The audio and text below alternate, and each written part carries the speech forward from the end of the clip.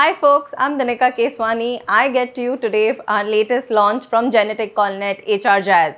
The idea here is to get into everything HR, the most undervalued department, but indeed a crucial department.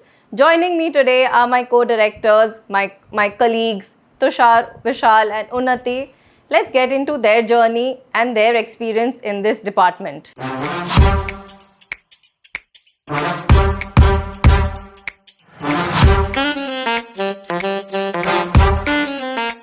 So hi Vishal, how are you? Hi Dinika, I'm good. How are you doing today? Very good. So to kick things off, you are the person behind the business development and you are behind the entire client management of the company and you started very young, I think at 16 or 17 years of age. Yeah.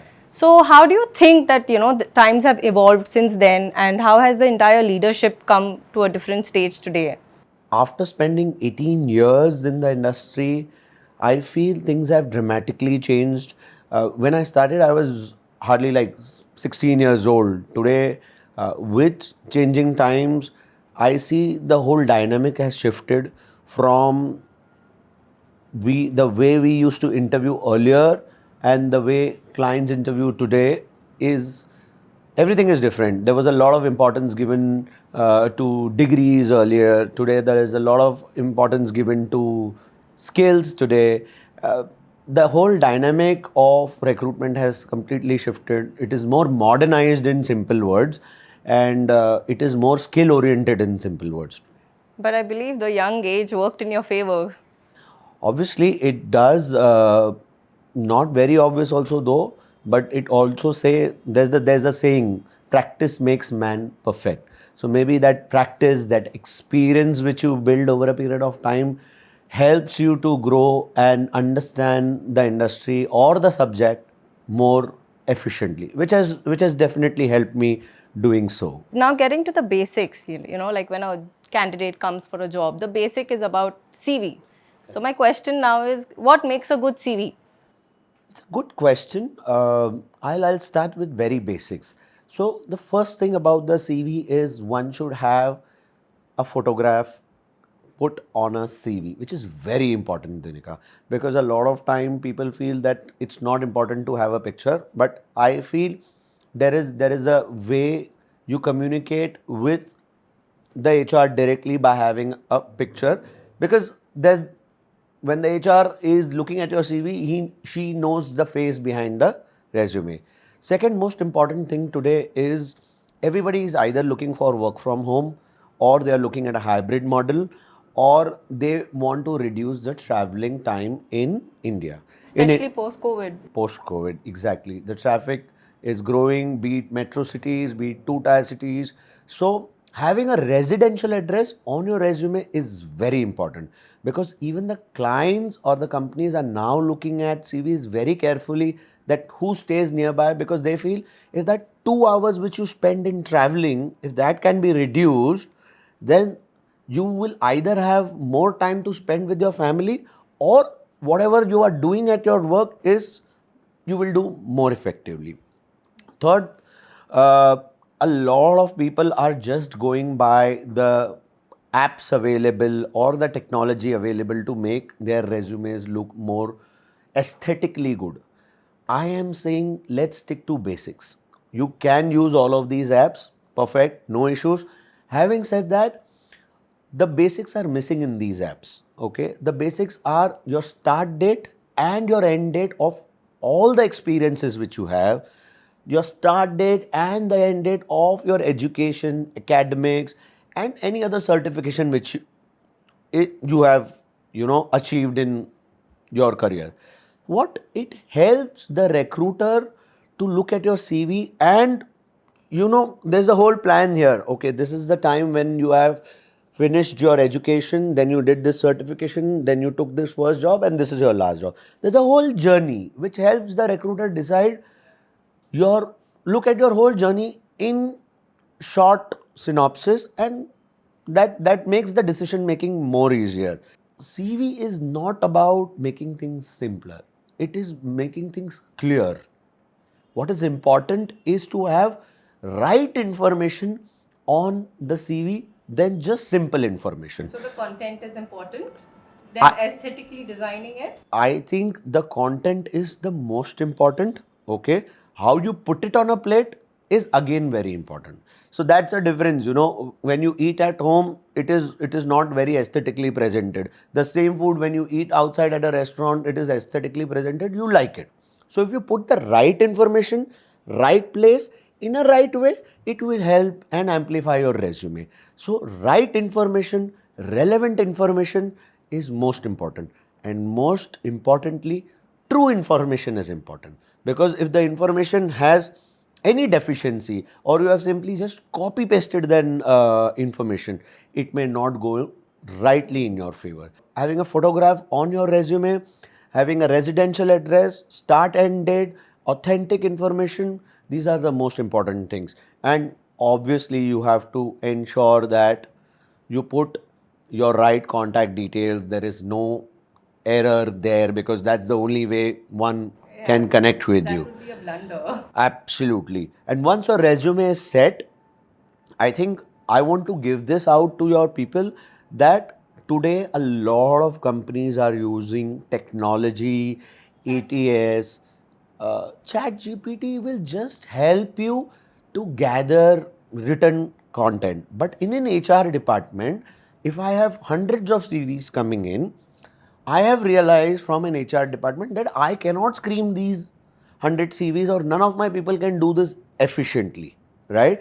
So we bring in systems which performs all these screening activities effectively, and for these having right keywords. So if you are applying for an accountant job, so everything related to accounts should be mentioned. Maybe your debit, your words like credit, your reconciliation, finalization, tally.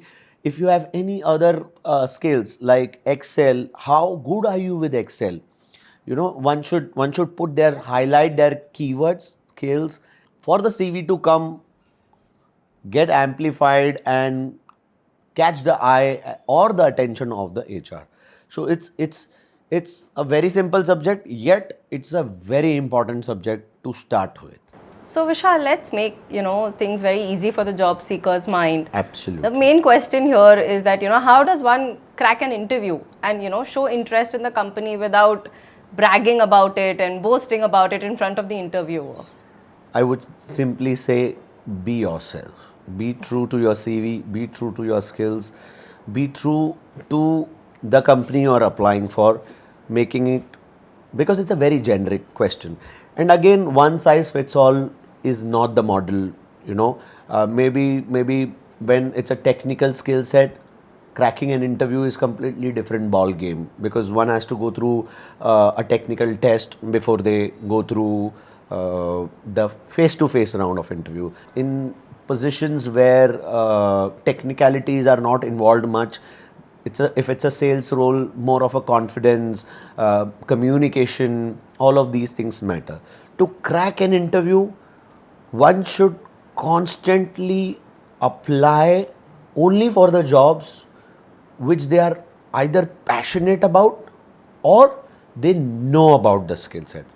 As far as freshers are concerned, cracking an interview is may sound the end game out here, but I think there's a lot which goes behind when they are pursuing their education. They should passively or parallelly keep doing some activities with their family, with their friends, or do internships, apply for it. There are a lot of other channels available where they can apply for it and develop their edge.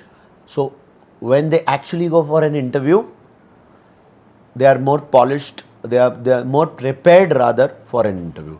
Having said that, being true to yourself, being true to the job you are applying for is the most important aspect today. Okay. A client or a company may let go certain skill set if you are true to what you have, rather trying to reflect what you don't have.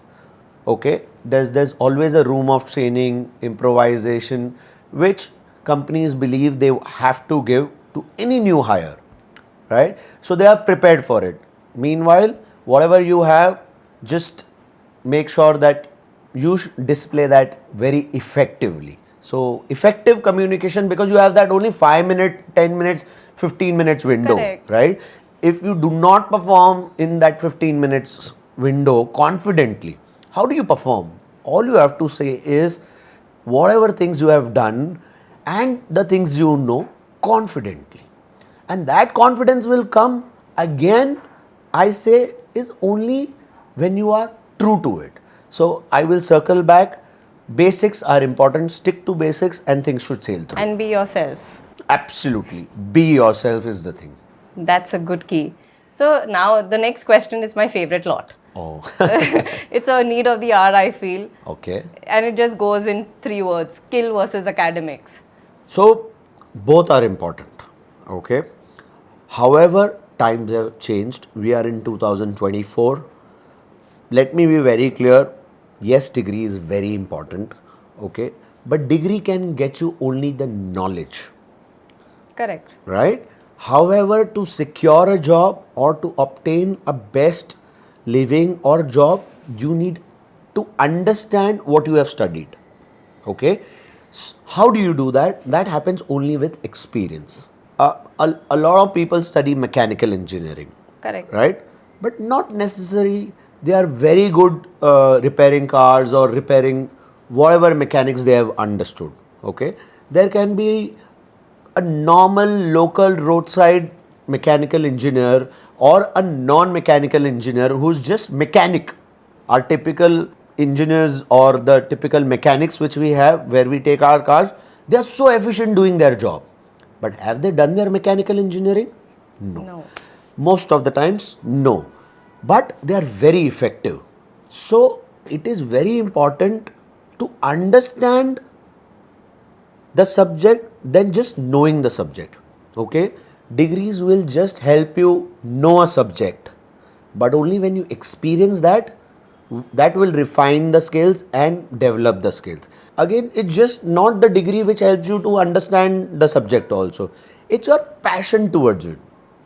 Again, like previous question also, I have said this repetitively. While you are studying whatever subject you are studying, if you go for internship during your academics, if you pursue or upscale or try and implement your skills while you are studying, you get to know by the end of your curriculum if you are good with that or not. That helps for freshers. Absolutely. The freshers will say, how will I get an experience until I don't start the job? Exactly why training and internship programs are made. Okay. Lot of curriculum, lot of academic, lot of business schools, lot of colleges have now implemented practical implementation systems so that the kids know that whatever they are studying, are they good at it? Should they be doing masters for it? And then the relevance of degree comes into the picture. It's a very wide topic. Having said that, I want to just tell you, we are in a generation today where companies like Google, Facebook are comfortable hiring without any degrees. Really? I repeat, they are comfortable hiring without degrees. What is important for them is skills. What is more important than skills and academics is value system, integrity, confidence, and learning curve. Having said that, a clear differentiation, my personal weightage or opinion, if I have to hire for my company, will always weigh more on skills than a degree. But Does grooming also play a very important role here? While like in an interview, like they have to be well groomed in formal shirts and shoes. I think it does. It is very important because aesthetics, the new generation knows it all. It's all about aesthetics. Okay. But yes, if you are very presentable and you don't have skills, you have a good degree, are you getting a job? No, you are not. Okay. Yes, it will amplify if you have good skills, you have a good degree, and you are presentable. It will make the whole process more easier for you. So it can just make the process easier, but it's not the only thing again. It's a combination Correct. which plays an important role here, according to me. Makes sense. So, there's generally, behind the HR department, there's a complaint that we always get that, HR people, they always take hours to reply. Sometimes they don't reply. So, what can people do to, speed up this process and get a reply soon from the HR department, because it just goes like a endless wait. Stop trying to apply for a job. Attempt to apply for a job. There is a difference. When you try for positions which are not relevant to your degrees, which are not relevant to your skills. Okay. So what happens? There's too many CVs coming in. I have mentioned earlier also, it is practically impossible for an HR person sitting out there to screen all the resumes. Okay. So it's a time consuming process. Forget hours, there can be days and they will not reply. Okay. At the same time, they are using technology to screen CVs. So these technologies are in such a way, so every job has a job description. Correct. Okay. Now this goes into a system and the system reads the resume behind. Okay. Okay. It fetches the keywords from your resume.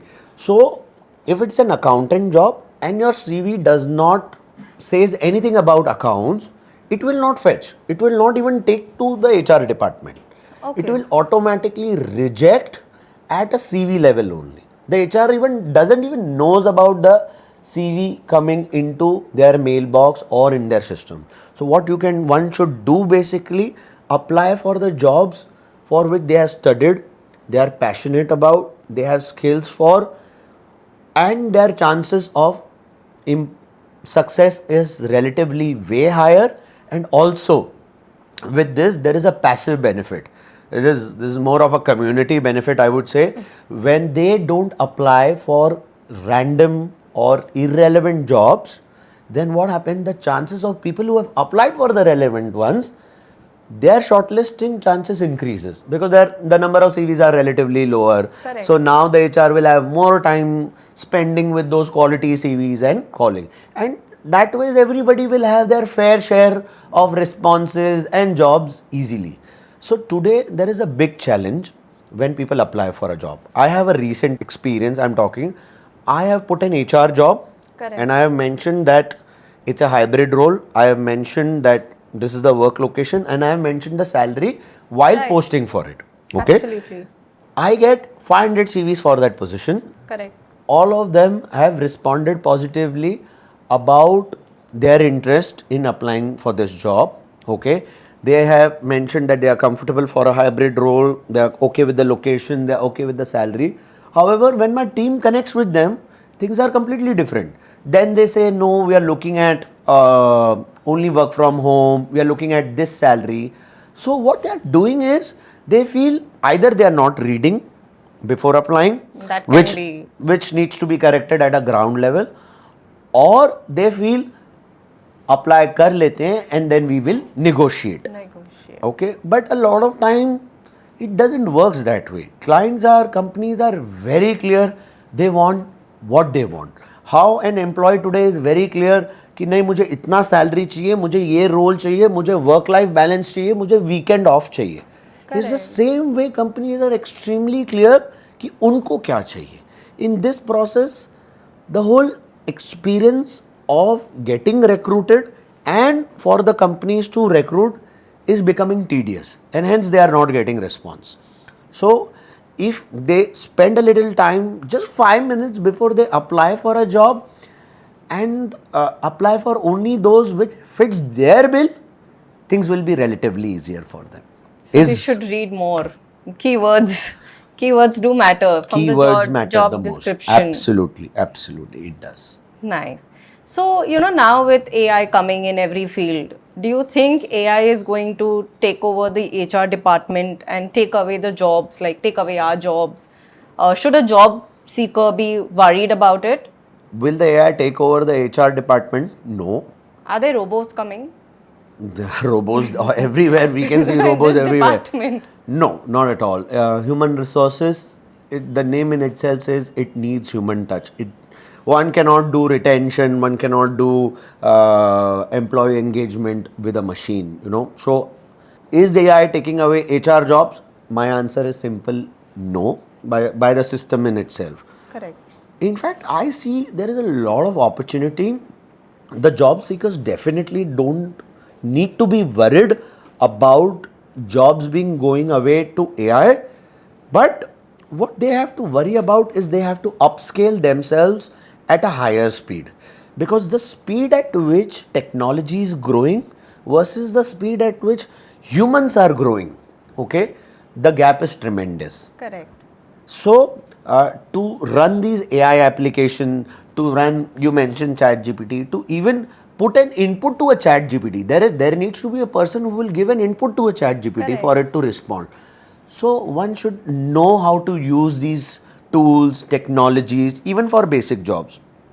So, in fact, for a human race, where we have come from being apes to where we are today, it is an exciting opportunity for us to grow. It is exciting that we will no more will be doing basic jobs, and we will be doing more important activities. Uh, maybe the world has realized that humans are not there only to do basic things. Yeah, Right. we are on this planet on earth, or we have come into this life to do great things. So AI will do our basic things, and we will make AI great. We will make ourselves great. I think there's a great opportunity here. One should just constantly upscale themselves, learn to how to use these tools, and it's going to be a great thing. And also, human resources is all about humans. So, it will be very difficult to predict because every human is very different. So, So- that also should be playing a role. You just mentioned about robots, and you mentioned, rightly mentioned, about the role of humans in not just human resources, every department, banking, hospitality, or any other, even airlines or anything. Recently there was an article, I don't know which region though, I think it was Korea or Japan, where a robot committed suicide. Oh my God. Yeah. Now, this was because of excess of work given to robots. So, guys, their Wow. robots have limitations, and humans, give them a weekend off, give them incentives, they will rewind themselves and come back to their job. Sorted for 2 months at least. I wouldn't materialize it this way. It's just there is a balance which is required. AI cannot go all out. Robots cannot go all out. So cannot humans. There's a lot which goes inside and comes outside, which there needs to be a balance to it. Balance. Correct. Yeah. So, you mentioned about skill gaps, right? So, the next thing that I'm asking is that, how are organizations in India overcoming the issue of skill gap? What kind of upskilling, reskilling, how does that all work? Like, this is a great question. So, I'll start with academics. Okay, what's happening is we do a 3 or 4 year degree, and then we come out and we start doing a diploma or masters in whatever industry we like. correct. Okay. Now, majorly all industries, be it IT, be it banking, be it airlines, be it hospitality, they have started inculcating practical experience into those diplomas and degrees. So, the companies are tying up with these MBA schools or these institutes, and they are planning a program. Let's say if you are applying for a master's in hospitality, yeah, it will offer you 1 year or 2 year course, in which 1 year will be completely working with that particular industry. Let's say for a hotel, if it's a hospitality, Okay. you will have to work in a hotel, which will be a part of your curriculum, academic curriculum. Okay. So the client or the hotel where you are working, they will give you on ground training, and your MBA will give you classroom trainings. Combining both, when they are done with that course, once the certification is done, the same hotels are hiring them straight to a mid-level position and not at entry-level position. So there is a shift. Yeah, Okay, and they that are not motivates hiring them also. at an executive. They may hire them directly at a supervisory role. Okay, Correct. because they have trained them, they've spent, the applicant has also invested that much time in the skill Yeah. gap. The other way of doing this is appearing or joining or going for an organization where there is high learning opportunity then earning opportunity. Okay, Okay. now current scenario is everybody is focusing a lot on the monetary gain than an intellect gain. I say if you gain your intellect, if you are trained and very well equipped with your skills, money is going to be a byproduct to it. Okay. Okay, so one should look in the early stages of life to get trained either by appearing for various diplomas where they want to, or working at ground level with mid-size, small-size, large-size company which offer them more learning opportunities than earning opportunities. You may have to take a back seat on an earning for a little while is what I feel. Like you mentioned that, they have to give away, I mean, let their earning be a little aside. But that I think helps in the long run, right? Because Absolutely, very going rightly said. forward, they are just going to be earning more. Correct. Just to highlight you with this, today we in last 2 months we have articles coming from big names of India, of IT groups. Numbers like 50,000 jobs, 80,000 jobs are not being fulfilled because of a mismatch in skills. My These God. guys have done their academics in the same field.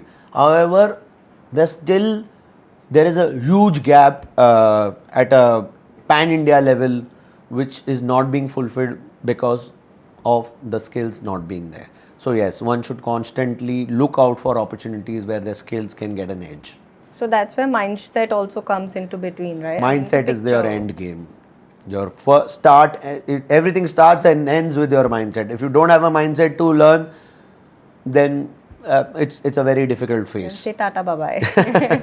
Maybe. That's a wrap, folks. If you enjoyed this episode, subscribe for more insightful discussions and follow us on social media. Until then, I'm Dinika Keswani signing off from HR Jazz.